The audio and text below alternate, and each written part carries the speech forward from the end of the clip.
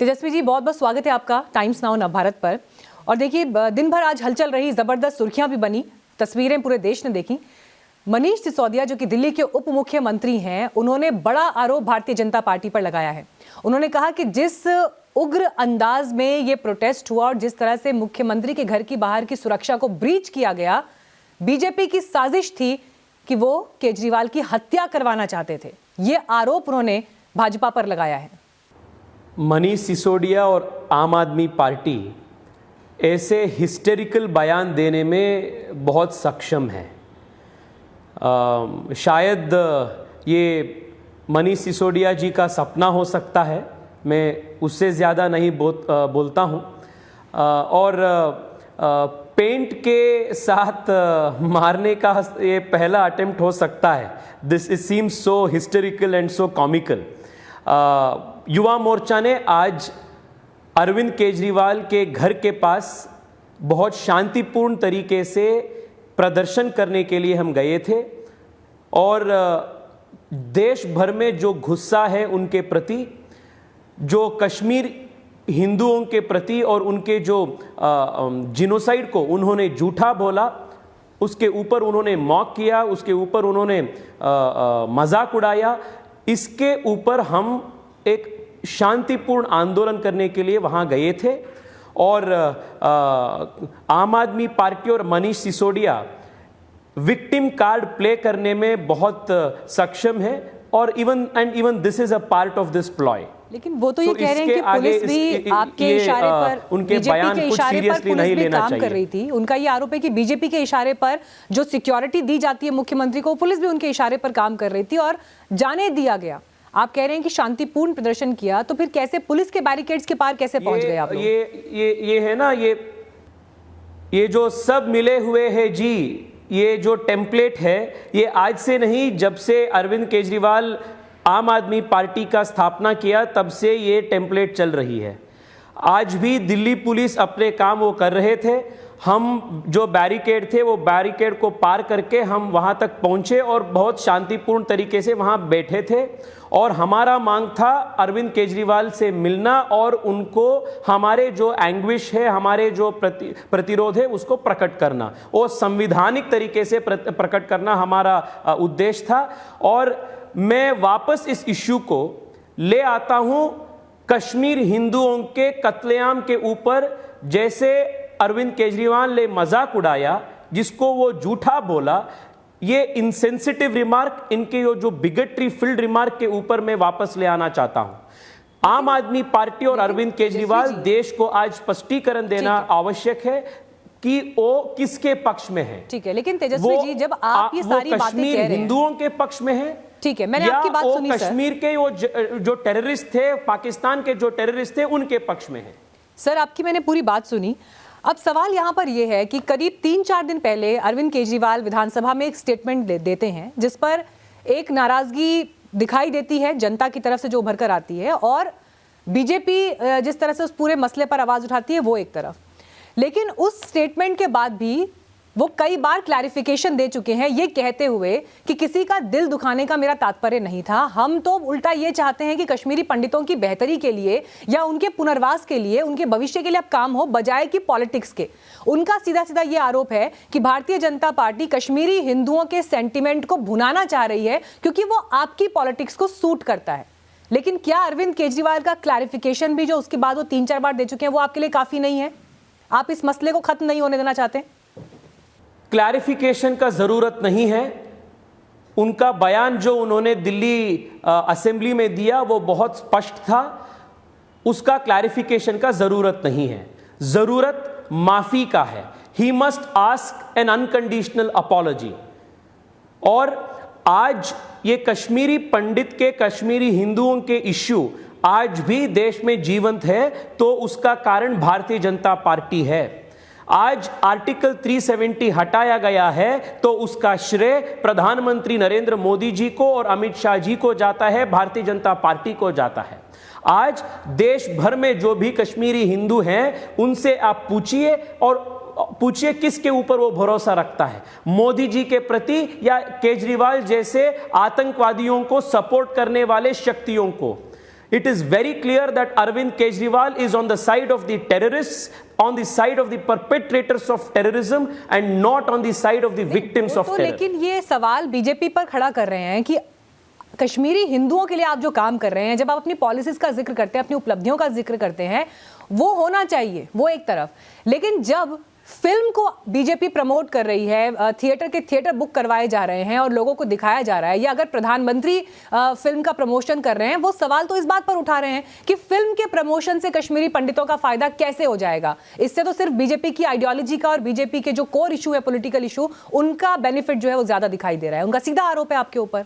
देखिए, ये मुद्दा कश्मीर फाइल्स मूवी के बारे में नहीं है, ये मुद्दा अरविंद केजरीवाल जैसे अर्बन नक्सलीय व्यक्ति, इतिहास में जो हुआ था, इतिहास में जो घोर अन्याय कश्मीर हिंदुओं के प्रति हुआ था, इसको नकारने का, इसको झूठा बोलने का जो प्रयास हमेशा से आए हैं, हमेशा से आए हुए हैं, इसके विरुद्ध ये प्रतिभटन है, ये आंदोलन है। लेकिन तेजस्वी जी, अब देखिए जिस तरह की शब्दावली का, नहीं सर, देखिए अब जिस तरह की शब्दावली का, सर मेरी बात सुनिए, आप जिस तरह की शब्दावली का इस्तेमाल, एक सेकंड सर, मेरा एक सवाल है सर, बस एक सवाल है सर, नहीं, एक मिनट आप सुनिए सर। आप जिस शब्दावली का इस्तेमाल अब मुख्यमंत्री के लिए कर रहे हैं, जनता के चुने हुए प्रतिनिधि ही अगर जनता के चुने हुए प्रतिनिधियों के लिए इस तरह की शब्दावली का इस्तेमाल करेंगे, तो फिर ये युद्ध कहां जाके खत्म होगा? आज आप उनके लिए कुछ कह रहे हैं, कल वो आपके लिए कुछ कहेंगे। मैं नहीं कर रहा हूं, खुद अरविंद केजरीवाल ने बोला है कि मैं प्राउड अर्बन नक्सल हूं। आप जाके एक बार गूगल कीजिए,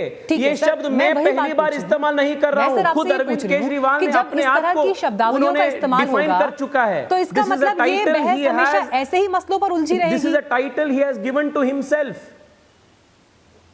मैं आपसे पूछ रही हूं सर, जब इस तरह की शब्दावलियों का इस्तेमाल होगा तो बहस तो हमेशा इन्हीं मुद्दों पर उलझी रह जाएगी। कश्मीरी पंडितों की बेहतरी कैसे होगी, बात तो इस पर होनी चाहिए। क्या आपको लगता है कि आप एमपी हैं, आप एक जिम्मेदार पद पर हैं, मैं इसलिए सवाल आपसे पूछ रही हूं, क्या आपको लगता है कि ये मसले का हल है? और दूसरा बड़ा आरोप जो उनकी तरफ से है वो ये कि अब एमसीडी के इलेक्शंस क्योंकि दिल्ली में नजदीक हैं, और दिल्ली में जिस तरह से आप इस मामले को उठा रहे हैं, क्योंकि पंजाब के नतीजों के बाद ये लगता है कि वहां पर उनकी पोजीशन स्ट्रांग हुई है, इंपैक्ट दिल्ली पे भी दिखेगा, लिहाजा बीजेपी को एक मुद्दा चाहिए जो उन्होंने कश्मीर फाइल्स के जरिए पकड़ लिया है। जी, एमसीडी इलेक्शंस आज आ रहे हैं या 6 महीने के बाद आ सकते हैं, जब भी आएगा उससे कश्मीर हिंदुओं के जो इश्यू है उससे उसको कुछ लेना देना नहीं है। भारतीय जनता पार्टी जनसंघ से काल से, श्यामा प्रसाद मुखर्जी की काल से आज तक कश्मीरी इश्यू को, कश्मीरी हिंदुओं के इश्यू को जीवंत रखा है। This is the strength of the Bharatiya Janata party, this ideological consistency is the strength of the Bharatiya Janata party. सो ये जो हमारे आइडियोलॉजिकल कमिटमेंट है, इस कोई इलेक्शन से कुछ लेना देना नहीं है। This is not an electoral issue for us, this is a civilisational issue for us. And let me also explain to you why addressing an issue of this kind through a movie or through historical truth is important. आप आज देश में आज भी अरविंद केजरीवाल जैसे लोग हैं जो हिस्टोरिकल फैक्ट को, जिनोसाइड को नकारने के लिए और झूठा बोलने के लिए तैयार है। आप एक इनजस्टिस को जब एड्रेस भी नहीं करेंगे, ये जो हत्या हुआ था, नरसंहार हुआ था, उसको आप एक्नॉलेज भी नहीं करेंगे, उसको आप झूठा बोलेंगे, तो उनका रिहेबिलिटेशन का बात दूर दूर तक नहीं कर सकते आप। ठीक है। The rehabilitation justice all begins by acknowledging and addressing historical reality of genocide, ठीक है, which Arvind Kejriwal does not want to do.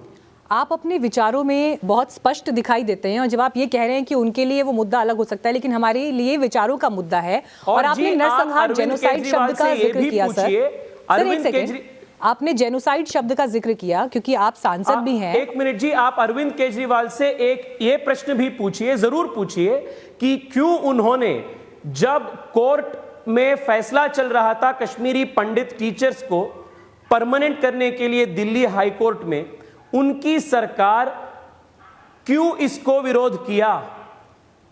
Why does Arvind Kejriwal hate Kashmiri Pandit so much?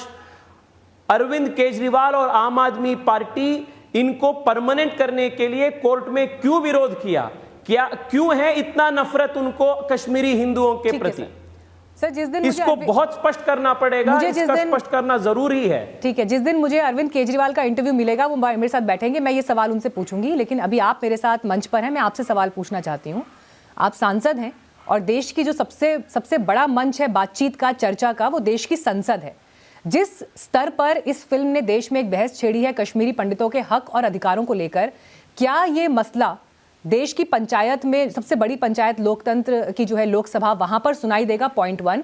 Point 2, आपने बार बार जिक्र किया कश्मीरी पंडितों के genocide से आम आदमी पार्टी इनकार करती है। मैं उससे बड़ी बात पूछती हूं आपसे, क्या ऑफिशियल लैंग्वेज में, ऑफिशियल भाषा में, ऑफिशियल डॉक्यूमेंट्स में कश्मीरी पंडितों के लिए अब माइग्रेशन की जगह जेनोसाइड शब्द का जिक्र बीजेपी द्वारा के नेतृत्व वाली भाजपा के नेतृत्व वाली जो सरकार है, केंद्र सरकार, वो करेगी?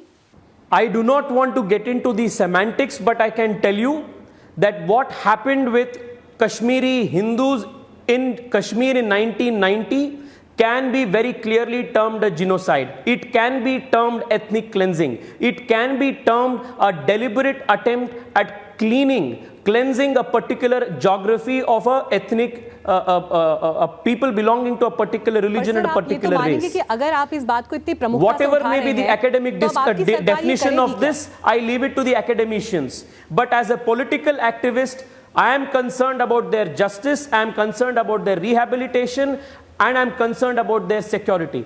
And my party, under the leadership of the Honorable Prime Minister and Home Minister Amit Shah ji, has done everything it can to further this project of justice and rehabilitation. Article 370 removal was done because of that. ठीक है sir, आप party का युवा चेहरा है, क्या prime minister के पास या होम मिनिस्टर के पास ये रिक्वेस्ट लेकर जाएंगे कि नरसंहार शब्द, जेनोसाइड शब्द अब कागजों पर होना चाहिए? क्या ये रिक्वेस्ट लेकर आप उनके पास जाएंगे, प्राइम मिनिस्टर और होम मिनिस्टर के पास, कि नरसंहार और जेनोसाइड शब्द जो है वो ऑफिशियल डॉक्यूमेंट्स में अब इस्तेमाल होना चाहिए? मेरा पार्टी के शीर्ष नेतृत्व इसके ऊपर वो निर्णय करेगा and they will take a decision on it. And like I am telling you, I do not want to get into semantics, वो एकेडमिक्स का काम है। पर जो कश्मीर में हुआ वो एक स्पेसिफिक कम्युनिटी के ऊपर एक आतंकवादी अटेम्प्ट हुआ। It was a terror attempt of cleansing a particular society, a particular community from a specific geography. Define it what you want, but that is the reality.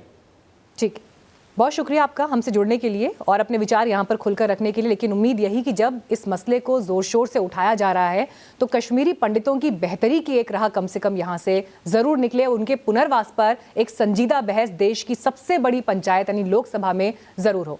Thank you so much, बहुत शुक्रिया तेजस्वी सूर्या जी हमसे बात करने के लिए। खबरों के पीछे की खबर पहुंचाते हैं हम, आपकी आवाज को मुद्दा बनाते हैं हम। टाइम्स नाउ नवभारत को यूट्यूब पर लाइव देखिए, सब्सक्राइब करिए और बेल आइकन जरूर दबाइए।